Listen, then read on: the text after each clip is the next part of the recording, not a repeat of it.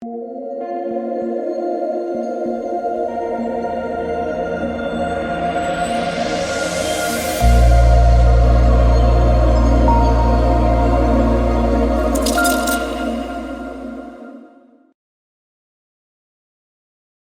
slate.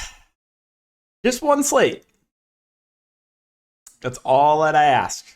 One slate where I don't run awful. That's all. Welcome, guys. My name is DK. Here to break down the 7-game NBA preseason slate. Price points are a little bit different now. You got the stars priced up a bit. You got the value guys are now down to 3K. Previous preseason slates, they were at 4K. So that is something definitely to note. The sponsor of today's video, guys, is Prize Picks. Make sure to use the code DKDFS for a 100% match up to $100. Had a 2-for-3 day on Prize Picks. Austin Reeves missing by one. Really 2 of 8 shooting. Come on. But yeah, you can use the code, again, DKDFS. For that 100% match up to $100. A lot of different sports you can mix and match. It's a player prop site, so make sure to take advantage of that if you are a new user. If you guys are looking for premium content, you can check out my Patreon link down below. A lot of different packages. All right, so let's recap my lineup tonight. Obviously, you guys can see that I'm very tilted about random Rudy Gobert benching and him not coming back in the second half. Very typical, but... And I pivoted from Bam Adebayo to Rudy Gobert because I was worried about Bam getting benched on a back-to-back. Massive chalk Bam Adebayo. You want to know what happened? He comes back in the second half. 5 fouls, stays in the game, and basically plays the whole third and smashes against the Nets' third string. When I pivot to Gobert, he gets benched. Unreal stuff there, but yeah, we still had a takedown. The reason I'm tilted is I had a decent chance at the big money, the $10,000, the big tournament. But yeah, I won high stakes. I won the windmill. Still a really good ROI. But yeah, I'm still tilted. I am because should have been a lot more. But hey, we'll take the takedown again. This is my lineup. Trey Jones, Edwards, Durant, Banchero, Gobert, Pippen, Reeves, and Naz Reid. I was talking about this in Patreon stream, how I was leaving room for myself, flexibility in the late games. I wanted at least a few Lakers value because they were going to be shorthanded. My 2 favorites were originally Nunn and Reeves, but then we got news that Nunn was out. So it was a pretty easy pivot to Scottie Pippen, who absolutely smashed there. The T-Wolves guys were all solid. Ant and Naz Reid did play in the second half, but only played like 3 minutes. I was like, can we get them a little bit of a longer shift, please? Where Bam Adebayo plays the whole third with 5 fouls. Come on, right? And then, yeah, Gobert didn't come back. So a little bit tilted. If we got like 8-minute shift in the third quarter from Ant, Gobert, Naz Reid, probably would be looking at $10,000. Yeah, still, again, really good night. Can't complain. But yeah, last few nights, again, LeBron not coming back in the second half, costing me thousands of dollars, a straight up lie from Darvin Ham. Then you had 2 nights ago where I pivot off Vucevic to Drummond because I'm worried about Vucevic getting benched. Vucevic goes for 50 and Drummond gets ejected. And then 3 nights ago, I last second pivoted off Josh Giddey and had the nuts. So thankfully I ended up winning. It didn't pivot off, but yeah, it's been NBA DFS, especially preseason, it can make you literally go crazy. It really, really can. Like, I feel like I'm losing my mind a little bit over here. But, yeah, guys, that is the recap. Hope you had a good night. And let's talk about this 7-game slate. So, Boston and Charlotte, we don't have a lot of news out yet for teams. I'll just be keeping an eye on this on Twitter and updating over on Patreon. But, yeah, so Boston, I was shocked about this. Jason Tatum played 21 first half minutes. And I was like, there is absolutely no way he's coming back in the second half. Came back and played like a whole nother shift after playing 21 first half minutes. Now, let me tell you, this Charlotte team is one of the worst teams in the league right now. Wow, are they bad. So this Boston team should be able to feast. If we're going to get mid-20s minutes from Tatum and Brown, I think they both make for pretty solid spend-ups. Brogdon's been solid off the bench. I'm kind of indifferent on him in the mid-range. Don't love Horford. Don't love Smart. He's fine. And then value-wise, I will mention a couple guys. Peyton Pritchard has been getting some pretty good run off the bench. We know he's a good point per minute guy. And then Hauser is the flat man price. Now, the only thing, so Hauser has shot very well last couple games. I will warn you, he shot well. So he's relatively scoring dependent. If he doesn't hit his shots, he does have a low floor. But Hauser and Pritchard, the value guys, to look to off the bench there. On the Charlotte side, I mean, this team is really, like I said, really bad right now. I assume we're going to get similar minutes for the starters. LaMelo and Rozier are going to run the offense. I mean, normally I prefer LaMelo when there are similar price points. We got LaMelo at 9.6 and Rozier at 5.1. So, yeah, I'm going to prefer Rozier a point per dollar to LaMelo. Not saying LaMelo's out of play. I mean, he's still going to have very high usage. The two guards are going to run the show, but I do prefer Rozier point per dollar. Not really interested in Bridges. Well, Bridges is still like in jail or something. Do not play Miles Bridges. PJ Washington, Mason Plumlee. Or Washington, I don't love the price point on. Plumlee's fine. I don't expect him to play huge minutes. Kelly Oubre at 4.4, on the other hand, does look pretty good. He'll be the third option offensively. Had a pretty solid game last game. And, this team needs offense right now. So it's going to be the two guards and Oubre really running the show. Off the bench, I'll mention Bouknight and Richards. Richards been getting the backup 5 run. He's the flat man price. And then Bouknight's been getting the backup point guard run. Hasn't really played that well, but is cheap and, again, has been a pretty high usage player. Indiana and the Knicks. The answer is yes. I'm still tilted about that Halliburton game. This is his team, and he goes for 15 fantasy points in 25 minutes in literally the best matchup. So after massive chalk, Halliburton was a huge bust last night. That probably does keep his ownership pretty low. I'm fine going back to the well there. Again, he's going to have the ball in his hands a lot, a guy that has double-double upside. Now, Miles Turner did play very well, but didn't come back in the second half, so that is a little bit concerning. We'll keep an eye on news. If I knew for sure Miles Turner was going to play second half minutes, would have a little bit of interest there. Hield and Duarte are both fine. They both have a ceiling, but a little bit of a lower floor to guys like Halliburton and Turner. And then I'm not sure why Jalen Smith is only 3K. So there's a lot of mispriced guys here on DraftKings. This is a slate where I'd be totally fine leaving some salary on the table once again. I mentioned that tonight, how I was fine leaving salary on the table because I wanted flexibility for the Lakers for the late game. Jalen Smith only 3K. He started at the 4, almost went for a double-double when he was out there. I think he's a pretty good value play. And then Isaiah Jackson will get the backup 5 run. I am still tilted about that as well. When I played him at low ownership and he had 3 fouls in 5 minutes. Lost a good chunk of minutes in the first half. Still smashed in limited time. Again, he is a good point per minute guy and is viable.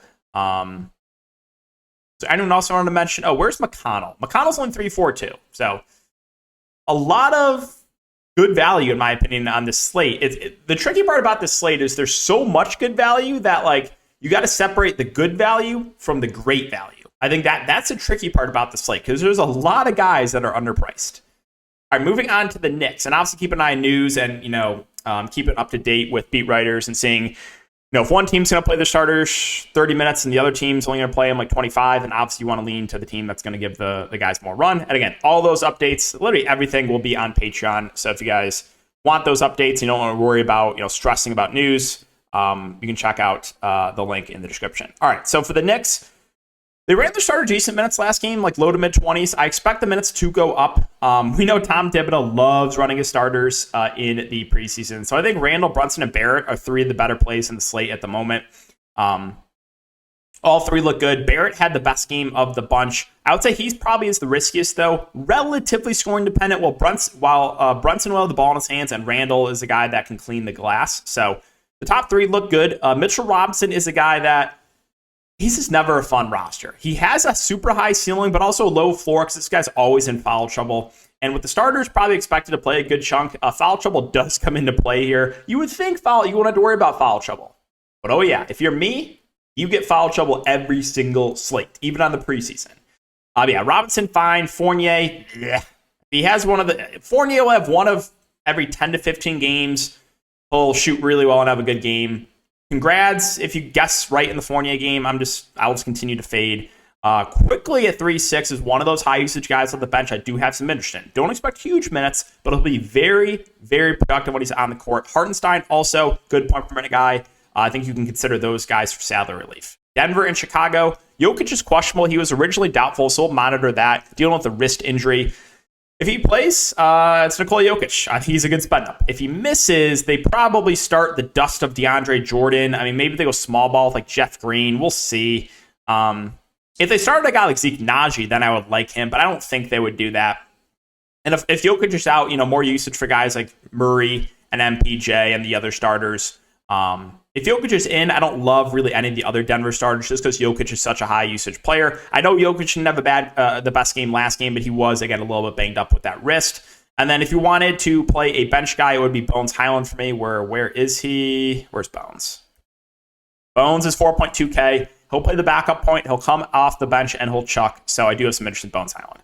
Chicago. So like I said, the answer is yes. I'm still extremely tilted about my last-second pivot off Vucevic because the Billy Donovan quote about saying, we'll see. We'll check in to see if they want to play the second half. Like, come on, right? And then the pivot gets ejected. Like, you just can't make it up. A 50 bomb for Vooch. Drummond, my pivot. Nah. Ugh. Like I said, I'm going crazy. But yeah, starters with DeRozan, LaVine, Vooch, all three look pretty solid. LaVine did not play in the second half last game, so he's probably the riskiest of the bunch. Vucevic, for his price, probably looks like the safest. I would assume he'll run the point. He's fine, but won't be a super high usage player.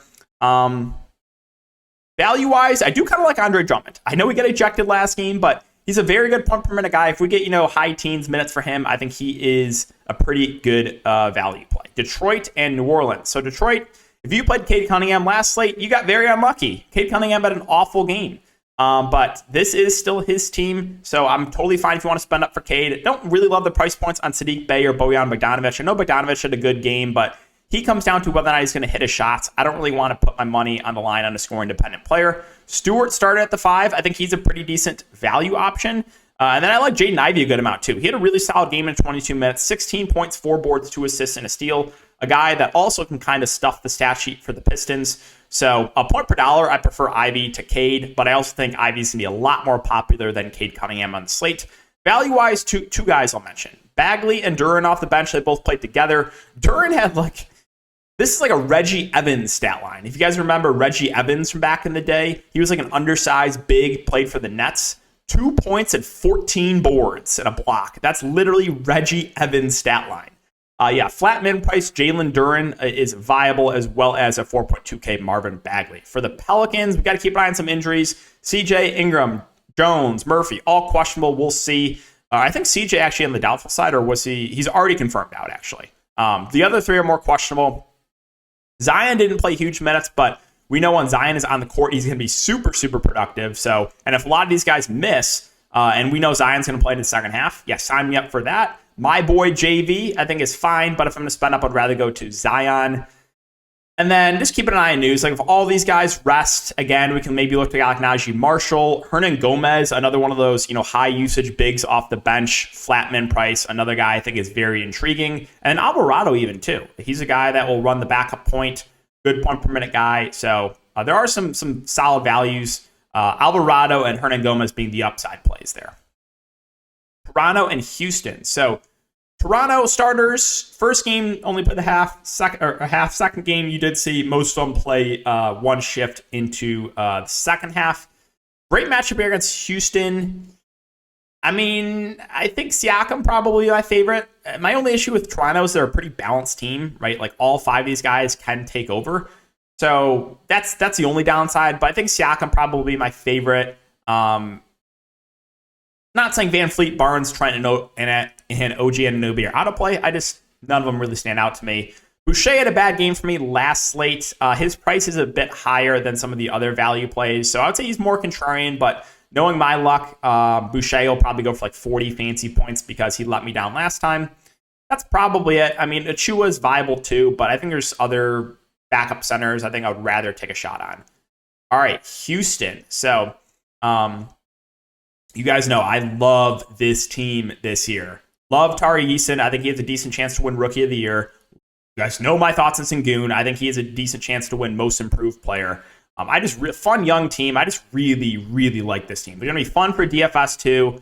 good offensively, not great defensively. Sign me up for a lot of Rockets this year. But yeah, what we know is Jabari Smith is out for this game. So I would assume that you get Tari Eason picking up the start. He was someone I mentioned as a contrarian value play in the first preseason slate, and he absolutely smashed. So I like Eason. I think he'll probably pick up a start. And then Gordon also out, and Jayshawn Tate is, let's see, looks like he'll be available. So the starting lineup will probably be Porter, Green, Jayshawn Tate, Tari Eason, Sengun. That would be my guess for the starters. So really like Sengun, like Eason if he starts. I think the two guards in KPJ and Green are fine. Off the bench, Christopher's the flatman price. He's another one of those guys that when he's out there, he's going to shoot. So a little bit of interest in him. Ty Washington as well, a little bit of interest. But let's move on to Miami and Memphis. Couple games left. So Miami, this is a team we got to keep an eye on. We already know one of the few teams that we know some stuff for. No Bam, no Jimmy, no Kyle Lowry. And you do have some other guys that have been banged up as well. So Hero missed the game tonight. Oladipo has been, he's missed the last couple games. Martin missed the game tonight. Gabe Vincent missed the game tonight. Dedmon sat out. Yurt 7 sat out. So we got to see who exactly is available. We know the top three, Jimmy, Bam, and Lowry are out, but we got to see who else is available. Like, let's just say all these guys that have the Q tag are out. Then it gets really, really interesting because then Miami's going to be pretty shorthanded. And this is a team I'd probably want to get some exposure to for sure. So let's just recap kind of what happened today for Miami. So Ira, the beat writer for Miami, went out and said that Orlando Robinson was going to be the backup 5 to Bam Adebayo. And sure enough, that was just a lie. They went to Jamal Cain, who absolutely smashed. I talked about this, or I mentioned this on Patreon. I was like, those are the bigs, added them to the player pool. The Ira Widerman said it's going to be Orlando Robinson, but no, it was Jamal Cain. And again, he absolutely smashed when he was out there. So we'll see who's available, like I said. But these bigs, Highsmith got in some foul trouble. If you played him tonight, you got very, very unlucky. I feel your pain. But yeah, Highsmith, Cain,